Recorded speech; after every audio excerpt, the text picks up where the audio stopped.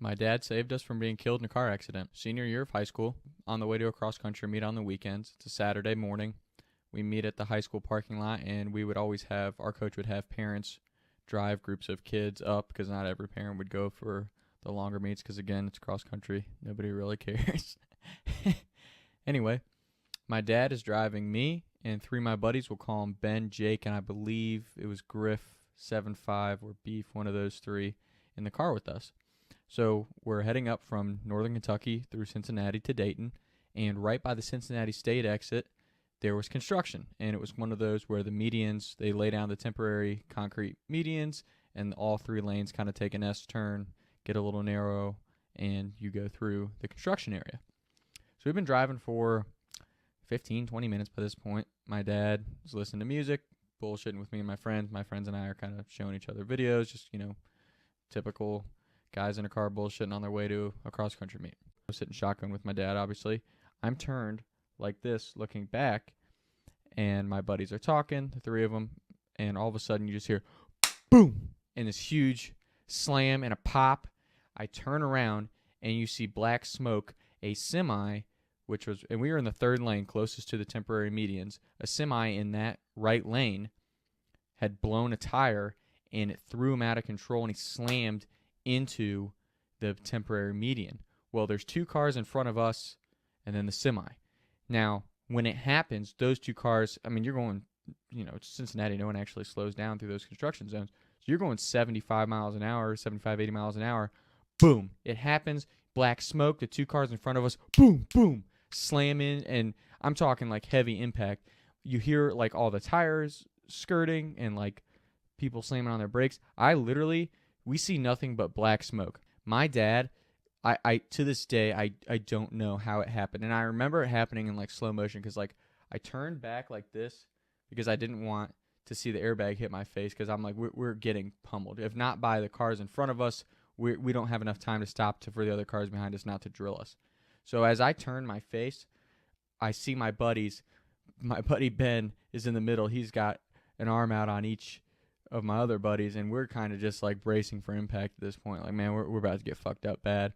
My dad goes, hang on, boys. And does his best Vin Diesel impression and just takes us across. And just to give you an idea of like the precision driving that it takes to do this, my dad's yelling, hang on, as we're going, 75 something miles an hour. He slams on the brakes, looks in his rearview mirror, and because of the accident, the other two lanes of cars, they all slam on their brakes. So there's fender benders happening, like the two cars in the middle and far left lane are slamming into each other. My dad sees that, and it gave him just enough time to swerve into the middle lane, avoid the two cars that had run into the back of the semi, and then take us forward.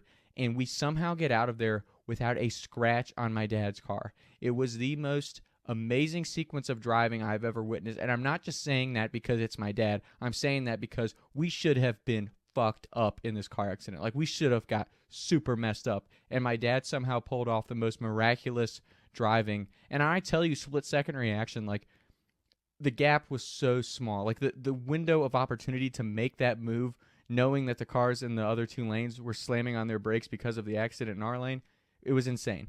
And in the nick of time, we barely missed the two cars that drilled the back of the semi. So it was just like the most insane thing. And as we drive through it, we probably reflected on that moment, especially me and my buddies, for like 45 minutes. We were like, holy shit. And I got to be honest, like, I don't even remember what happened at the cross-country race that day.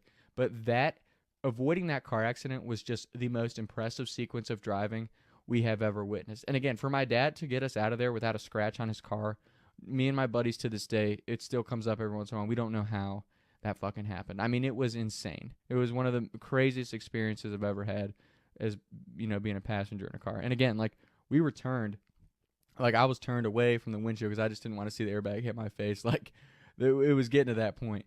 And my dad somehow maneuvered that, and we still talk about it with my buddies and when I see those friends because it was just crazy.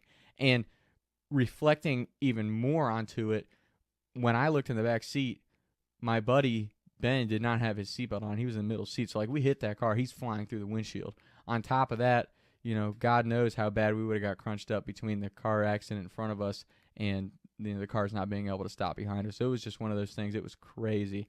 We did not talk about the cross country meet at all. It was like everybody just talking to my dad, like, how did you avoid that? My dad's like, I really don't know. Like, it just happened, just natural reaction. And I mean, it really was one of the most impressive driving sequences I've ever witnessed. And me and my buddies probably talked about it for about a month afterwards every day at school. We're like, we are so lucky that we did not get hit by any cars, because we should have got messed up in that. Like, that was insane. So props to my dad for being one of the greatest drivers in that type of situation. I mean, I know I've given Lenny and his trap van props on this podcast before, but now that I'm sitting here telling this story, my dad definitely deserves greatest driver award, because that was wow, what a sequence of events. And you know, in high school, when you're kind of a punk bitch, you don't appreciate your parents as much as you should. And I would just say to everyone out there who does have good parents, but you want to bitch and complain about you'd rather hang out with your friends or you'd rather go to parties than spend those times that you sometimes have to spend with your family, just embrace your family. I'm really starting to appreciate all those little moments that I have with my family that much more. And I mean it. I mean, I wish I would have appreciated them more in high school. So all of the people in high school and college age, when you're in and out with your family, just remember that all those friends and people at parties that you think you're so tight with, a lot of them do drift away.